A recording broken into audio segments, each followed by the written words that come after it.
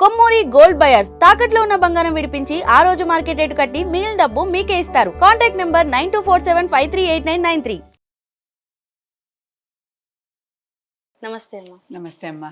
అమ్మ, జీవితంలో ఒక్కసారైనా ఒక యాత్ర స్థలం ఉన్నాయా? అలాంటివి చూడవలసినవి ఏమైనా? దాని ఫలితాలు ఏంటి? కొన్ని యాత్రలు జీవితంలో ఒకసారైనా కనీసం చేయాలి అనేటటువంటి యాత్రలు కొన్ని ఉన్నాయి.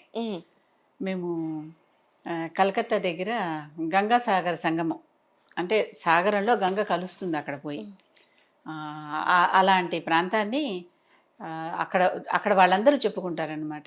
సారే తీరత్ బార్ బార్ గంగాసాగర్ ఏక్ బార్ అని చెప్పి, అంటే గంగాసాగర్ కనీసం ఒకసారి అంటారనమాట. అక్కడ వాళ్ళ ఒక మాట వాళ్ళు అందరూ చెప్పుకునేటటువంటి పదం.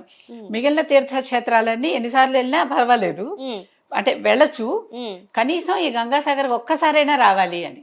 గంగాసాగర్కి రెండోసారి రావద్దని కాదు, కనీసం ఒకసారైనా కనీసం. అక్కడ గంగ వెళ్ళి సాగరంలో కలిసేటప్పుడు నదీనాం సాగరోగతి అంటాం, అంటే నదులన్నీ సాగరంలోకి వెళ్తాయి. అందులో గంగా అనేది చాలా విశిష్టమైన నది కదా. ఆ విశిష్టమైన నది సాగరంలో కలిసేటటువంటి ప్రదేశం గంగాసాగర్. ఎంత బాగుంటుందంటే అక్కడ మనం దాన్ని కలవాలంటే రెండు కలిసిన చోటికి వెళ్ళాలంటే కొంత దూరం నదిలో ప్రయాణించాలి, కొంత దూరం సముద్రంలో ప్రయాణించాలి, అప్పుడు ఈ రెండు కలిసే చోట వస్తుంది. ఓకే. అసలు కింద ఎప్పటికప్పుడు ఇసుక మేటలు వేసేసుకుపోతూ ఉంటాయి, బోటు వెళ్ళదు. అలాంటప్పుడు ఒక పెద్ద గడకర్ర లాంటిది పట్టుకుని వాళ్ళు ఇట్లాగా నొక్కి దాన్ని తీసి దారి చేసుకుంటూ ఇక్కడ ఉన్నట్లుండి ఏదో కొట్టుకుని టెంగుమని ఆగిపోతుంది పడవ. ఒక్కొక్కసారి చాలా ప్రమాదాలు జరిగి ఎంతో మంది మరణిస్తే గవర్నమెంట్ ఒక రూల్ చేసి, మా గవర్నమెంట్ వాళ్ళవి తప్ప అవేమి ఇంకోళ్ళు ఎక్కటానికి వీల్లేదు, అదే మేము చూసుకుంటాం అన్నట్లుగా, మేము బాధ్యత వహిస్తాం అన్నట్లుగా అవి అలా పెట్టి ఇప్పుడు అలాగే నడుస్తున్నాయి. కనుక చాలా జాగ్రత్తగా, ముఖ్యంగా మాఘ పౌర్ణమికి అక్కడ చేస్తారు, విశేషమైన జాతరలాగా చేస్తారు. ఆ సందర్భంగా అక్కడ ఇంకా పూర్తిగా అందరూ ఎక్కడెక్కడ వాళ్ళు కలుస్తారు. గంగాసాగరం ప్రత్యేకత ఏంటంటే అక్కడ కపిల మహర్షి తపస్సు చేస్తూ ఉంటే ఈ సాగరులు వచ్చి వాళ్ళందరూ మా యాగాసం వచ్చింది, నువ్వు తీసావా, నువ్వు చూసావా అని అడుగుతారు. అడిగి ఆయన్ని డిస్టర్బ్ చేస్తుంటే ఆయన శపిస్తాడు. అందరూ ఒకసారి బూడిదలైపోయి పడిపోయారు. అప్పుడు ఈ భగీరథుడు వాళ్ళకి 4వ తరం వాడు భగీరథుడు. ఆ భగీరథుడు తపస్సు చేసి గంగని ప్రార్థించి భూమి మీదకి తెప్పించి, భూమి మీద నుంచి ఈ కపిలాశ్రమం దాకా దానిని తెప్పించి, ఈ కపిలాశ్రమం దగ్గర ఈ బూడిద కుప్పల మించి ప్రవహించి ఈ బూడిద కొట్టుకుపోయేదాకా, అప్పుడు దాని మోక్షం రాదు వాళ్ళకి. అంటే 4 తరాలు పట్టింది. ముందర వాళ్ళు ప్రయత్నించారు, ప్రతివారు చేయలేకపోయారు. కనుక అప్పుడు ఈ సగరులందరికీ, అంటే సగర చక్రవర్తి పుత్రులందరికీ 60,000 మందికి అప్పుడు మోక్షం వచ్చింది. అటువంటి వాళ్ళకి మోక్షం ఇచ్చిన ప్రదేశం అది. కనుక అలాంటి చోట చేస్తే చాలా విశేషం, అలాంటి యాత్ర చేస్తే, అలాంటి చోట స్నానం చేస్తే చాలా విశేషం అని. కనుక అది వెళ్ళటం కొంచెం కష్టమే, కొంచెం రిస్కీనే, అడ్వెంచరస్సే, కాకపోతే అంత నేల నీరు కనుక కొంచెం కష్టమైన పని అయినప్పటికీ వెళ్ళేవాళ్ళు చాలా మందే ఉన్నారు. అవును. ఆయుష్ తీరితే ఎక్కడున్నా, మన ఇంట్లో మన కుర్చీలో మనం కూర్చున్నా, మన మంచం మీద మనం పడుకున్నా, ఆయుష్ తీరితే వెళ్ళిపోక తప్పదు కదా. అవును. ఏ పరిస్థితుల్లో అయినా. అలాగనే కుర్చీలో కూర్చుంటే మానేస్తామా, మంచాల మీద పడుకోవటం మానేస్తామా? అవునా? అలాగే ఇది కూడా. ఆయుష్ తీరితే ఎక్కడున్నా పోతాం, ఆయుష్ తీరకపోతే ఎక్కడున్నా తిరిగి వస్తాం. అది నమ్మి చక్కగా వెళ్ళొచ్చు, యాత్ర చేసుకోవచ్చు, చాలా బాగుంటుంది. ఇది ఒక ప్రత్యేకమైన యాత్ర. అంటే అడిగితే నాకు గుర్తొచ్చింది, అక్కడ వాళ్ళందరూ ఈ మాట చెప్పుకుంటూ ఉంటారు, సారే తీరత్ బార్ బార్ గంగాసాగర్ ఏక్ బార్ అని. అంటే కనీసం అప్పుడు ఒక్కసారైనా కానీ జీవితంలో ఒకసారి చెయ్యండి అని. అలాంటి యాత్ర అది. ఇంకో యాత్ర గురించి కూడా, కైలాసం. బొందితో కైలాసం అని ఒక మాట మనం జాతీయం చాలా ప్రత్యేకంగా వాడేస్తూ ఉంటాం. అంటే ఏంటి? ఈ బొంది అంటే ఈ శరీరం, ఈ శరీరంతోనే ఏదైతే మనం ఇప్పుడు ఈ చర్మ చక్షువులతో చూస్తూ ఈ చర్మం, మాంసము ఇవన్నీ ఉన్నాయో, ఈ శరీరంతోనే కైలాసాన్ని చేరుకోవటం. కైలాసం అంటే ఎక్కడో పైన ఉన్నది, మనం వెళ్ళలేమేమో అనుకుంటున్నాం కదా. ఆ వైకుంఠం, కైలాసం, సత్యలోకం, మణిద్వీపం ఎక్కడో పైన ఉన్నాయి కదా. కనుక వాటిని అందుకోలేనప్పుడు కనీసం భూమి మీద ఉన్న కైలాస పర్వతం ఒకటి ఉంది కదా, అది సాక్షాత్తు శివుడే అనుకుంటున్నాం కదా. సాక్షాత్తు శివుడే అనుకునేటటువంటి ఆ కైలాస పర్వతాన్ని చూడగలిగిన ఈ శరీరంతో చాలా ముక్తిదాయకం. అంటే దానికి పరిక్రమ చేసేవారు ఉన్నారు. పరిక్రమలు ఎన్ని రకాలుగా చేస్తారంటే, కైలాస పర్వతానికి మామూలుగా నడిచి వెళ్తూ చేస్తారు. కొంత దూరం గుర్రాల మీద వెళ్ళి, కొంత దూరం కాలినడకన, గుర్రం కూడా తిరగలేదు అక్కడ, కొంత దూరం కాలినడకన అలా చేసి వచ్చేవారు ఉన్నారు. మొత్తం కాలినడకన చేసేవారు ఉన్నారు. సాష్టాంగ నమస్కారం చేసేవారు ఉన్నారు. మంచు మీద, జారిపోయే మంచు మీద సాష్టాంగం పడి, అంటే చేతిలో ఒక కొబ్బరికాయో ఏదో పెట్టుకుంటారు, అక్కడ పెట్టి అక్కడ గుర్తు పెడతారు, అక్కడ దాకా నేను నడిచాను అని. మళ్ళీ అక్కడి నుంచి మొదలుపెట్టి మళ్ళీ సాష్టాంగం పడి మళ్ళీ అక్కడ పెడతారు. అది వాళ్ళకి సాష్టాంగం. పూర్తిగా శరీరం అంతా నేల మీద, మంచు మీద తాకించి, మామూలుగా నడవటానికే మనకి సాధ్యం కాదు. గోల్డ్ దుస్తులు వేసుకుంటారు పైన, కానీ అలా సాష్టాంగ నమస్కారంతో ప్రదక్షిణ చేసేవారు చాలా మంది ఉన్నారు. చేస్తూనే ఉన్నారు, వాళ్ళు మనకు కనిపిస్తూనే ఉంటారు. అలాంటి కైలాసాన్ని కనీసం చూడగలిగితే కంటితో, ఆ మానస సరోవరంలో కిందే ఉంటుంది, స్నానం చేసి అక్కడ యమద్వారం అని, అక్కడి నుంచి వెళ్తే ఒక జన్మ దాటిపోయి ఇంకో జన్మలోకి వెళ్ళినట్టు అనమాట లెక్క. దాన్ని ఇలా దాటి వస్తే ఆ విధంగా యమద్వారాన్ని దాటి ఆ కైలాసానికి పరిక్రమ చేయటమో లేదా చూసి నమస్కరించుకోవటమో చేయటం అనేది ఒక గొప్ప యాత్రానుభవం.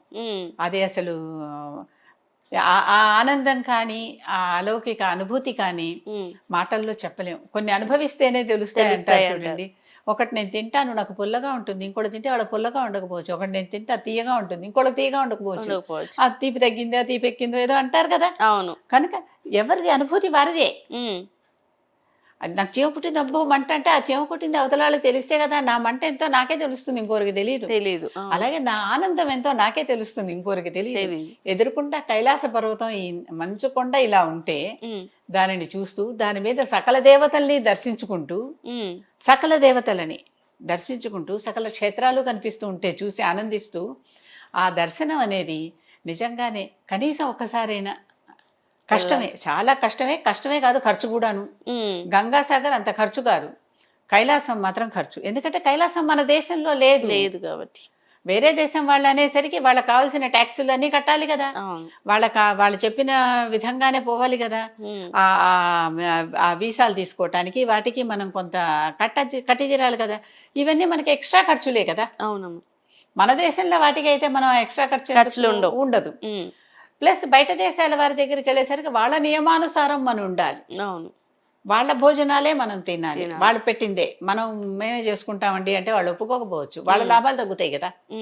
కనుక ఇలాంటి కొంత ఎక్స్ట్రా ఖర్చులు మనకు ఉన్నాయి. ఒకప్పుడు అదంతా మన ప్రాంతమే, చేతులారా అవివేకంగా, అజ్ఞానంగా వదులుకున్న ప్రాంతం అది. స్వాతంత్రం వచ్చినప్పుడు అదంతా కలిపే మనకు వచ్చింది. తర్వాత నెమ్మదిగా టిబెట్ మాకు వద్దనేసరికి, అంటే ఆ రాష్ట్రం మాకు వద్దన్నారు. ఇప్పుడు జమ్మూ కాశ్మీర్ ఎలా వద్దన్నారో టిబెట్ మాకు వద్దన్నారు. అలా టిబెట్ మాకు వద్దనేసరికి అదంతా పోయి చైనా వాడు నాదే లాక్కున్నాడు వెంటనే పక్క నుంచి. అంతే, ఎంత అవివేకత, ఎంత అజ్ఞానం. సాక్షాత్తు మన ఇంట్లో ఉన్న కొలువే ఉన్న శివుణ్ణి మనం ధారపోసుకున్నాం. బాధ కలుగుతుంది. అక్కడ ఉన్నటువంటి ఆ కొండలు అవన్నీ, ఆ కొండ మించి ఈ విధంగా మంచు రాలుతున్నట్టుగా జటాజూటంలాగా కనిపిస్తూ ఉంటుంది. ఆ జటాజూటాన్ని అన్ని వదులుకున్నాం. హిమాలయాలు శివుని నివాసాలు కదా. శివుడు ఉండేది హిమవత్ పర్వతం మీద అని చెప్పుకుంటాం కదా. వెండికొండ మీద ఉన్నాడు, వెండంటే మంచు వెండిలాగా మెరుస్తూ ఉంటుంది. వెండికొండ మీద ఉన్నాడు అంటున్నాం కదా ఆయన్ని, రజతాద్రి మీద ఉన్నాడని. ఆ శివుడిని చూడటం, ఆ కైలాస పర్వతాన్ని కళ్ళారా వీక్షించటం, ఇంకా అదృష్టం ఉంటే పరిక్రమ చేయటం, ఆ కింద మానస సరోవరంలో స్నానం చేసి, ఆ బ్రహ్మ మనస్సు నుంచి పుట్టినటువంటి సరోవరం, అక్కడ స్నానం చేసి దాని నుంచి ఆ యమద్వారం దాటి ఆ కైలాస పర్వతాన్ని దర్శించుకోవటం, పరిక్రమ చేయటం అనేది నిజంగానే చాలా అద్భుతమైన యాత్ర అన్నమాట. యాత్రా ఫలితాలు అంటే ఊరికే, అలాంటి యాత్రా ఫలితాలు ఊరికే ఉండవు. ఇప్పుడు మేము వెళ్ళినప్పుడు 60 ఏళ్ల వాళ్ళు 60 దాటిన వాళ్ళు పరిక్రమకు వీల్లేదన్నారు. యమద్వారం దాటి దండం పెట్టుకుని వచ్చేసే వెనక్కి. అదే మన దేశంలో ఉంటే మన దేశం వాళ్ళ రూల్సే ఉంటాయి కదా, బయట దేశం వాళ్ళ రూల్స్ ఉండవు కదా. అది సంగతి.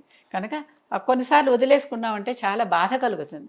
ఇంత అజ్ఞానమా, ఇంత అవివేకమా, కరెక్టే, ఇంత భయమా, ఏదో భయపెట్టే జరిగి ఉంటుంది కదా, ఇంత భయమా, భయపడో అని అనిపిస్తూ ఉంటుంది నాకైతే, నా పర్సనల్గా. అటువంటి యాత్రలు ఉన్నాయే, అమోఘమైన యాత్రలమ్మా. ఇప్పటికీ అంత దూరం వెళ్ళలేని వాళ్ళు అరుణాచలంలోనే శివుణ్ణి చూసుకుని శ్రీశైలంలోనే శివుణ్ణి చూసుకుని పరిక్రమలు చేసేవాళ్ళు ఈ రోజుకి ఉన్నారు. ఉన్నారు. అచలం అంటే కొండ కదా, సింహాచలానికి పరిక్రమలు చేస్తూ విష్ణుమూర్తిని దర్శించుకునేవారు. అవును. ఆయనే స్వయంగా వచ్చాడు అని. ఉమ్, అహోబిలం కొండ చుట్టూ పరిక్రమ చేసేవారు. ఉమ్, ఆ, మేల్కోటైలో కొండ చుట్టూ ప్రదక్షిణ చేసేవారు. వీరందరూ కూడా అక్కడ ఉన్నటువంటి ఆ గిరినే, గోవర్ధన గిరి కృష్ణుడు ఎత్తింది, అవును. ఆ గోవర్ధన గిరి కూడా ప్రదక్షిణాలు చేస్తారు. ఉమ్, వాటిల్లోనే ఆ దేవతని దర్శించుకుని ఉమ్, ఆ, ఎంతో పుణ్యం సంపాదించుకునే వాళ్ళు కోల్లలు మన దేశంలో ఉన్నారు. మిగిలిన వారు కూడా, తర్వాత జనరేషన్స్ వారు కూడా ఎన్ని చోట్లకో తిరుగుతాం, అక్కడ కూడా ఒకసారి వెళ్ళొచ్చు కదా. ఆ, కాకపోతే అది విహారయాత్ర కాదమ్మా, అది మాత్రం గుర్తుపెట్టుకోవాలి. విహారయాత్ర విలాసయాత్ర కాదు, కాదు, ఆధ్యాత్మిక యాత్రే అని అనుకునే వెళ్ళాలి. వెళ్ళాలి. వెళ్తే చాలా బాగుంటుంది. అక్కడ మనం వెళ్ళిన ప్రతి చోట చేసిన ప్రతి కార్యక్రమంలోనూ దేవుని చూడగలుగుతాం. ఆ చూడగలగటం కంటే దర్శనం ఏం లేదమ్మా. దర్శనం అంటే అదే, ఓకే. చూసేదే కదా దర్శనం. దర్శనం. అది దర్శనం. అన్న ఓకే అమ్మ, నిజంగానే జీవితంలో ఒక్కసారైనా వెళ్ళాల్సిన యాత్రా స్థలం గురించి అంటే చాలా వివరంగా చెప్పారు. అంటే ఖర్చుతో కూడుకున్నా కానీ జీవితంలో ఒక్కసారి వెళ్ళేది కాబట్టి అవేం పట్టించుకోకుండా ఒక్కసారి వెళ్ళి దర్శించుకుంటే మంచిదని చాలా చక్కగా తెలియజేశారు. ధన్యవాదాలు.